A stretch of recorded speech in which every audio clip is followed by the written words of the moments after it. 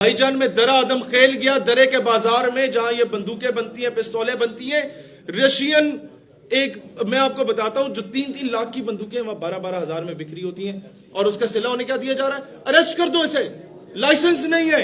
انتہا پسندی پھیلا رہے بھئی وہ ٹیلنٹ ہے تمہارے پاکستان کا اسے لائسنس دو اسے یوٹیلائز کرو دنیا امریکہ سے روس سے اسلحہ خرید رہے ہو تم سے کیوں نہیں خرید رہی ہمارے درے بازار میں جب پھر رہا تھا سر تو وہاں پر مجھے بندہ ملا ہی ٹولڈ می کہ یار ایک رشین ہے اس نے کہا میری بندوق کی پستول کی فلانی پن گر گئی ہے یہ ذرا کر دو گے کہتا ہاں میں کر دوں گا کہتا ہے اس کے ساتھ جو پاکستانی آیا تھا اس نے 3 بار پوچھا کہ 3 لاکھ دی ہے کر لیں گے میں کہا جی باجی کر لیں گے وہ کہ نہیں 3 لاکھ دی ہے کر لیں کہتا مجھے غصہ آیا لیکن وہ پٹھان تھا اس میں مہمان نوازی کا ایلیمنٹ تھا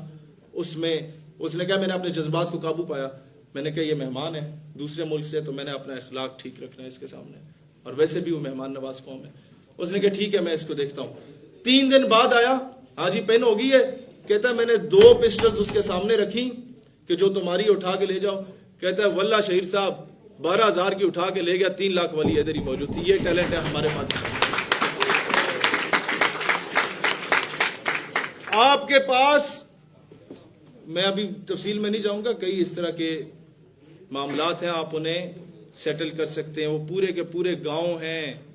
وہ بنانا جانتے ہیں چیزوں کو ان کو یوٹیلائز کرو وہ ریاست کا اثاثہ ہیں آپ کے مذہبی طبقے ریاست کا اثاثہ ہیں ان کو ایکسپلائٹ نہ کرو ان کو مس یوز نہیں کرو آپ کے ملک کے نوجوان آپ کا قیمتی اثاثہ ہیں ان کو ٹرک کی بتی کے پیچھے نہ لگاؤ خان صاحب آپ کے چائنا میں 125 کروڑ لوگ رہتے ہیں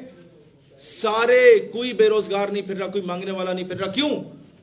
گھر میں 5 بندے 5 بچے تو یہ نہیں کہا جاتا کہ یہ بوجھ بن گئے موویز نہیں بنتی کہ پال نہیں سکتے تو پیدا کیوں کرتے ہو ان 5 کو سکلز سکھائی جاتی ہیں اور چھوٹی چھوٹی کاٹیج انڈسٹریز چھوٹی صنعتیں جو ریزنیبل سستی ہوتی ہیں وہ بنا کے دی جاتی ہیں کپڑے بنانے کی سلائی مشین دے دی سوئیاں بنانے کی دے دی بالز بنانے کی دے دی بیٹس بنانے کی دے دی ہاکی بنانے کی چھوٹی چھوٹی بنانا یا اس کی سٹیکرز بنانے کی دے دی وہ مارکیٹ میں بکتا ہے اور اگر وہ مارکیٹ میں چیز بکنے سے رہ جاتی ہے تو ریاست خریدتی ہے اور اسے پھر سی پیک کے روٹ پہ مڈل ایسٹ اور سینٹرل ایشین سٹیٹس میں جا کے بیچا جاتا ہے تو پاکستان میں کس ٹیلنٹ کی کمی ہے لوگوں کے کوالٹی کوئی نہیں دی جاتی ہماری چیزوں کو پنک سالٹ ہے آپ لوگوں کا کوڑیوں کے بھاؤ بکتا ہے انڈین کمپنیز اس کو لیتی ہیں اسے شیشی میں بند کرتی ہیں پیک اسے صحیح طریقے سے اسرائیلیز کرتے ہیں ہوتا کیا ہے ہزاروں لاکھوں روپے میں بک رہا ہے سول میں آپ کو ایک اور بات بتاؤں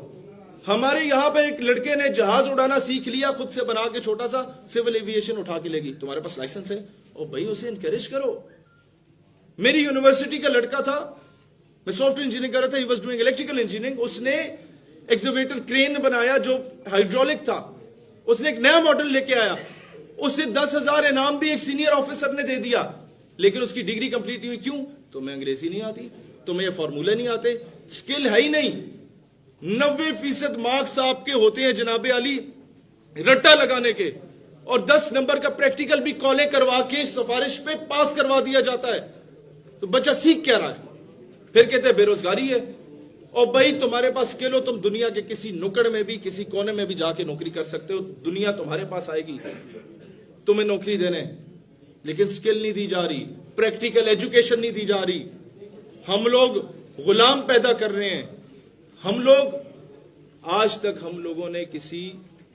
سکلڈ آدمی کو مین سٹریم میں نہیں لے کے آئے